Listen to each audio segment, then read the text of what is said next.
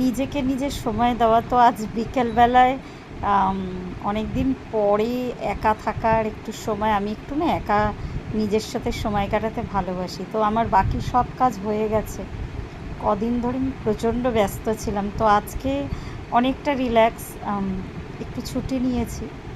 তো বিকেলবেলায় হঠাৎ করেই আমি ওই সঞ্জু বারুই, অনেকেই চেনেন, তো ওনার বেশ আমি ফ্যান আর কি। তো ওনার আমি একটা শর্টস দেখলাম, তো বিকেলে বেগুনি আর চা বানিয়ে খাওয়ার। তো ভাবলাম আমি একটু নিজে নিজে বানিয়ে ফেলি।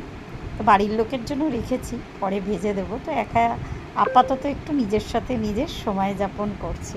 তো এটা আমার সত্যি আমার কাছে ভীষণ প্রিয়।